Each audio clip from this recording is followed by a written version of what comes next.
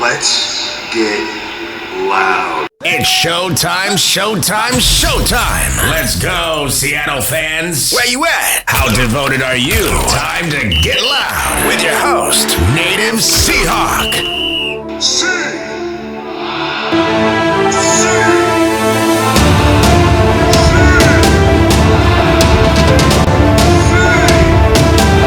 All right, welcome to this edition of The Loud and Devoted. My name is Aaron Thomas, and definitely want to thank those who have been watching, following, subscribing. Thank you so much for supporting this brand new podcast. I'm just a Native American down here in the Southern California area, in cowboy country, in Rams country, and trying to do the best I can to represent our team. Feels good, though, to be able to wear my jersey throughout the off season just so I can do this podcast. And, as we get into a brand new episode, we want to talk a little bit about level setting and just seeing, again, what the Seahawks are going to do financially, because they're only $1.6 million above the salary cap, which does not give them any real money to do anything significant, including signing a guy off the street or especially taking care of the draft. The draft picks are coming up this Thursday through Sunday, and we got to figure out who the heck and how the heck they're going to be able to pay for the draft picks that are coming. We're looking at least 5, 6, could be 10, 12 guys that they draft. And then you got the undrafted free agents as well. You also got to take into account that they're trying to pay for any money for injuries. So if a guy gets injured, they can then use that money to be able to get a guy off the couch, come in and either compete for a starting or backup role with the team. And so the only candidate that I can see in over the cap that has any chance for us to try to open up more cap space is one DK Metcalf. And that's why I'm wearing his jersey today. And just again, DK Metcalf, his cap hit is $24.5 million, convert about 7 or 8 million or even $10 million of that into guaranteed money, and that would open up space for us to then be able to go after those draft picks and be able to pay them in a timely manner. You want to get them signed, sealed, and delivered, and so that's exactly what we want. And DK Metcalf is the candidate. He's going to be probably one of the top 10 wide receivers. He hasn't even hit his ceiling yet. I think a lot of us, it feels like he needs more targets. He needs to be able to have more focus on the field. And I believe it. He can definitely be a number one wide receiver in this league if given the coaching and the training. And speaking of training, this is the very first day. Today is April 22nd, the first day of voluntary minicamp and all kinds of training going on with as many of the guys that are currently on the team as possible. As of the end of day one today, didn't hear much in the case of headlines. It looked like the only thing that we saw so far is that the coach Mike Mack had the Seahawks wearing game jerseys during this mini camp, which is something that he learned while he was in Baltimore, but that's okay. We're going to see these kind of changes and things that Coach Carroll didn't do that Coach Mike Mack is doing. Especially, we heard about the murals that were up on the wall and the fact that the old Legion of Boom pictures were taken off and some Coach Mike Holmgren's pictures. And according to Schneider, there are all kinds of pictures that were sort of just falling off the wall. And before everybody gets all freaked out about that, the goal is to make that more of as a digital board for the Seahawks so that you can actually see those pictures and you can actually have video of those guys. But I get it. I understand what Coach Mike Mack is doing. You definitely want to kind of have this feng shui kind of a thing where when it's out with the old and in with the new, and you want to make space and make room for success. So I like the idea. I'm thankful that they're not totally getting rid of those glory days that we've had in the past. Those of us that have been watching football, watching the Seahawks, for me, it's been 40 years this year that I've been watching this team. And again, you want to be able to showcase the new guys coming in. You want to be able to have that space for them to succeed. So I like the idea of it. And success is what we're looking for. And it's going to happen in the NFL draft. And we're going to get into a little bit more of the draft a little bit in a minute. But I wanted to take us through sort of what I was able to look at some Ravens highlights this year from 2023 and be able to look at what was it that made the defensive highlights so stand out ish to me. What did I see that I could see? Holy crap! I didn't notice this until I watched those highlights. And let's go ahead and get into that right now. I made up a little of a screen that I'll show you here. I'll share it here in just a second.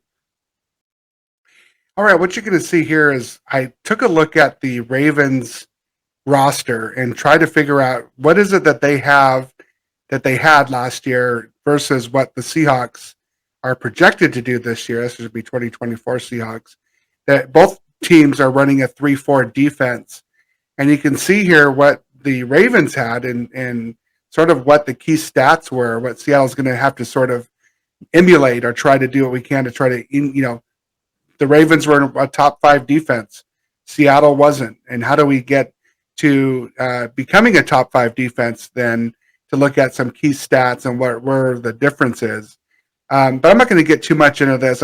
Overall, I think that the Seahawks are destined to have a really good chance at becoming a top 5 defense based on their current roster. And, of course, as we get into the draft, we're hoping to get some other key players that would definitely help this team. And I think the big piece that I wanted to really focus is right here in the linebacking core. You look at Patrick Queen, he had 133 tackles, 3 sacks. And look at Tyrell Dotson, who's projected to be sort of in that same role, or even Jerome Baker. I'm still kind of confused as to who's doing what, but we'll find out as we get into training camp. But look at that, 74 tackles versus 133. They had about the same amount of sacks. And then you look at Roquan Smith and Jerome Baker, again, both Dotson and Baker had half of the output that Queen and Smith did last year. And you wonder why. Why was it that they only had half from the team before? And, you even look at, Kyle Van Noy, he's had 9 sacks. I put Darrell Taylor in kind of as that role, 5.5 sacks. He's got some sacks to make up. But the one thing I wanted to showcase real quickly is down below here. I looked at the number of snaps for the Ravens and the number of snaps for the Seahawks. For their linebacking crew in Baltimore under Coach Mike Mack, he was the defensive coordinator over there, the Ravens had 3,300 snaps for their linebackers versus 2,100 snaps for Seattle. That means that if you looked at some of those highlights like I was sharing earlier, they had sometimes up to four linebackers on the field at the same time, and even including like Van Noy had his hand in the dirt, and he played like a defensive end or even kind of more inside to try to get more pressure. And then sometimes like I said, they played with 4 linebackers, 5 linebackers sometimes at one time, and you didn't know which one was going to be, jetting into the back of the line of scrimmage until literally a half a second before the ball snapped. You see one guy go flying in. And so they blitzed their linebackers quite a bit. Their defensive ends, 1,600 snaps, and you can see where Seattle really tried last year to get pressure from their defensive ends. They had 800 more snaps. And then their corners were about the same, about 150 snaps difference for the corners. But then the safeties had about 300 more snaps for the Ravens. So you could see where the Ravens really used their linebackers and their safeties quite a bit on plays. So I just wanted to showcase, what was the scheme? What was it, the ingredients that Coach Mike Mack used to become a top 5 defense? And he used very, very fast, athletic linebackers.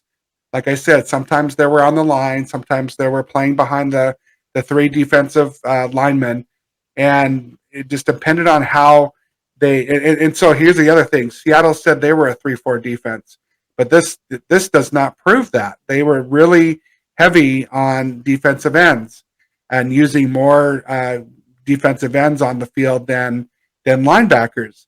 And so I thought that was kind of interesting. So if you think about it from that point of view, you see that the fact that the Seahawks pretty much have quite a bit of the same amount of output from their corners, their safeties. Didn't see too much difference there. Free safeties. Geno Stone was a big outlier for them last year. 7 interceptions. He was a backup safety for them, and he sometimes was used in different packages. And a few of those interceptions were kind of like hand gifted and handcrafted for him to intercept.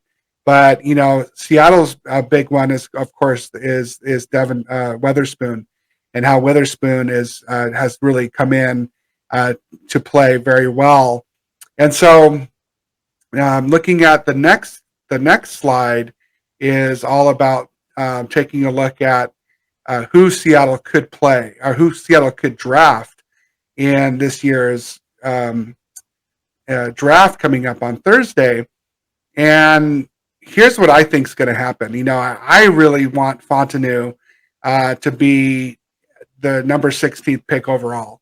But when I start doing all kinds of simulations, he could go from number 9 all the way up to 17, 18. He's kind of in play for a lot of teams. But I think linebacker is going to be the key in this year's draft, because if you look at the depth, you look at what Seattle has as currently on their roster, they don't have, besides Baker and Dotson, there's not many other linebackers on the team. Now, you could say Darrell Taylor's a linebacker, you can say Maffei's a linebacker, but they don't use them like the way that I feel that Coach Mike Mack wants to be able to use his linebackers. They're going to be edge rushers, those two guys. They're going to be on hand in the dirt, going after their ears pinned back and going after the quarterback. What Seattle needs are very fast linebackers. And you take a look at some of the guys that are in that did some combine work, they did some all-pro work, but every one of them had a 40 time, and only a few of them had a 3-cone time. And I wanted to look at the 40. Of course, you want to see how fast they are, straight line. How fast can they get to the running back? How fast can they get to the quarterback? Can they actually keep up with the tight ends or any slot wide receivers? That's really what that is designed. But I want to look at the 3-cone because that gives us agility, and you can see their hips move. You can see if they can, be able to again stay up with the tight end, stay up with the slot receiver. And the only two that had any kind of 3-cone was Peyton Wilson and Edgerrin Cooper. And so those two guys became my target. And unfortunately for Seattle, those two guys are going to go about the same time in the draft. There's going to be a run on linebackers somewhere between 38 to 55. Somewhere in the middle there of the second round is where you're going to see a lot of linebackers go off the board. And so how can Seattle be able to get these two guys? And then, of course, as if one of them goes, then you got Cedric Gray, who I think is more than capable. You got Junior Colson from Michigan, who's capable. Again, not as fast as those top two guys, but played in Michigan, has the scheme down, which is a really important thing for Seattle. But I still think he's your plan B. Believe it or not. A very plan C or plan D is this Kalen DeLoach, who had a 4.47 time on his 40 speed. And I think that, again, if you're really wanting to have this defense that's extremely fast, having somebody like Kalen as a development guy, you can get him probably in the 5th round, would be something that I would like to see Seattle go after. Right after the linebackers, I'd love to see them go after Rosengarten, an offensive tackle, or somebody like him. But again, I think that this team is going to be very heavy on getting Michigan defensive players, University of Washington offensive players, mainly because they know the scheme. They know they're a very good fit. The coaches know them, which is extremely important. And I've been saying on this podcast, and unfortunately for Seattle, Nate Calippo is a left guard, but he won't be in this year's draft, and neither is Julius Buelow.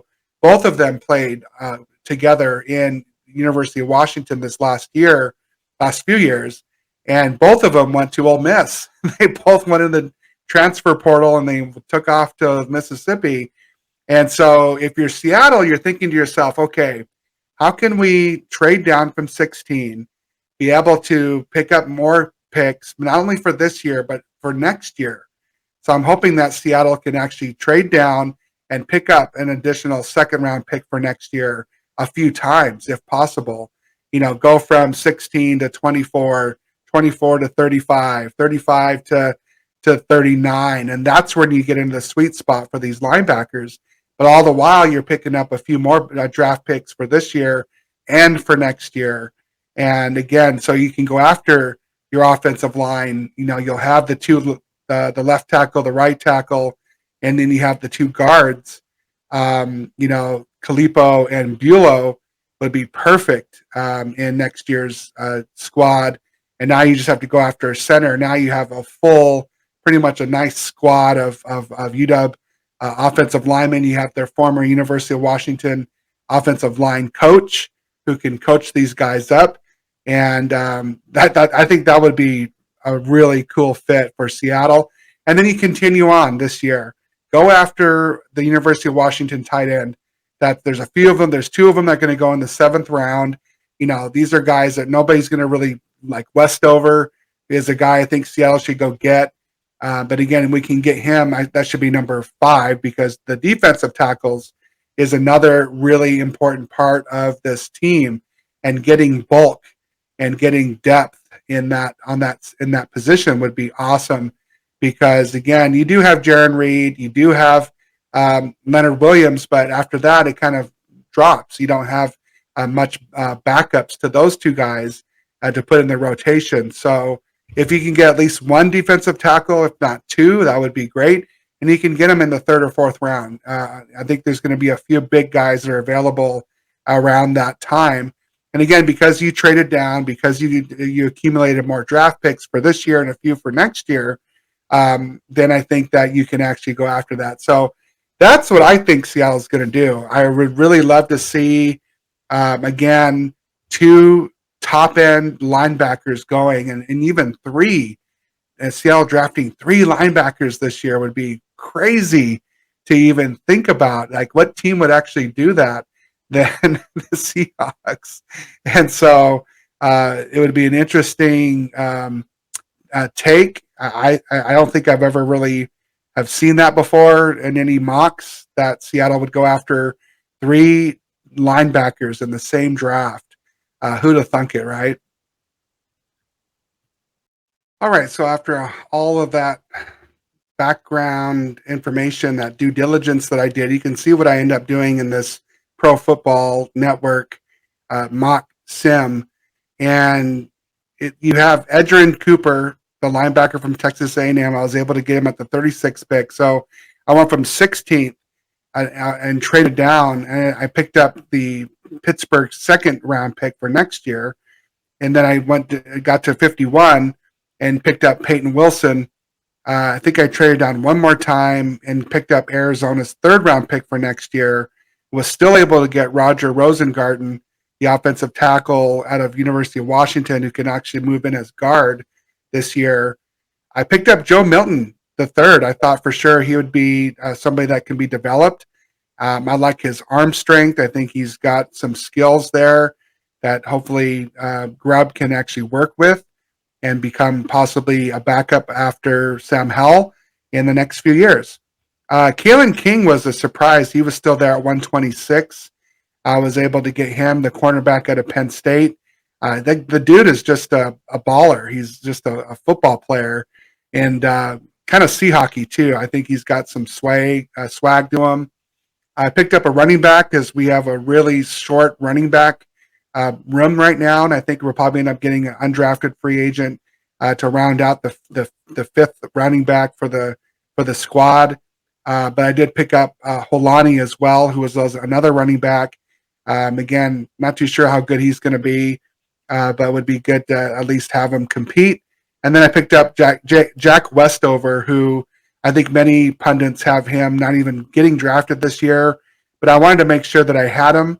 I didn't have a seventh round pick after all this because I had to trade. I traded up and down a few times and gave away a few of my seventh round picks that I had accumulated to move up. So that's Jack Westover will know the offensive scheme. Will be back up to Noah Fant and Brown and a few others. So I think he would be a really good fit in Seattle. But again, these two picks here, the second and third round pick, would be very, very helpful next year for draft capital to go after those two offensive linemen that are out of Ole Miss, formerly of the University of Washington, that I think would then round out this offensive line for a long time and have a set of guys that would work with the University of Washington's a former offensive lineman coach who is now coaching in Seattle. Would be a great, great fit for the Seahawks for a few years. So I'm really excited about that. I think that would be really, really cool for Seattle to see and have that again as we look into the future. I think they've got the pieces. I've been saying this for a few episodes now that the Seahawks do have the bones. It's like the house. They have great bones to it. They need to get a few more windows to put in the windows. Some more window panes. They need to put a couple doors back on the hinges. But I think once they do that, you're going to see a very beautiful house that Coach Mike Mack inherited and that he's building. And him and John Schneider, I think, are doing a pretty good job so far. And I'm hoping you guys are doing okay out there with the fact that we have a whole regime change and how things going with that. How are you feeling without Coach Carroll there? I know it's been 14 years of him being around, and now he's no longer there. So some of us, have some empathy for that and understand when there's a transition. Sometimes that can be very difficult. So that'll do it for me here on the Loud and Devoted. Again, thank you for liking and subscribing this great, great podcast. And I will see you soon, most likely during the draft. I think after day one, I'll put together a draft board and kind of share my thoughts on what Seattle did. Hopefully they traded down. We're not going to see anybody on Thursday go to the Seahawks, but definitely on Friday and Saturday as we continue on with the draft and getting these guys, Edgerrin Cooper, Peyton Wilson, these two speedy linebackers, to really kind of shake things up in Seattle. No offensive lineman until late in round two or third or in round three, which is interesting. So my name is Native Seahawk, also known as Aaron Thomas. Have a great, great day and go Hawks.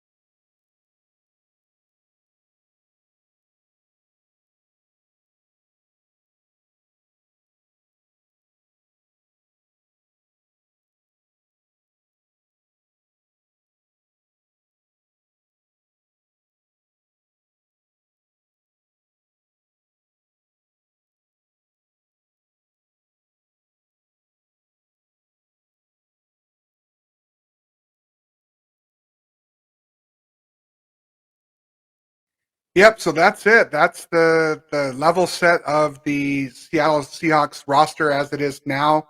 Of course, later after the draft, we'll come back and level set again to see where who got drafted by your Seattle Seahawks. Like I said, nobody knows the future of this team. It's so funny how they continuously try to pick guys that they think Seattle's going to draft. This is going to be Coach Mike Mack's first draft as the head coach. You're going to have General Manager John Schneider kind of doing his thing with his scouting team and trying to figure out some diamonds in the rough and some undrafted free agents that kind of coming off the streets and kind of Doug Baldwin sizing them to the team where we don't know who this kid was, but all of a sudden he's just doing really well and possibly starting for your Seahawks. You just never know how that's going to go. And so some key dates coming up on April 19th is the deadline for restricted free agents to sign offer sheets. So Seattle kind of did that with some of their exclusive free agents like Michael Jackson re-signed with the Seahawks.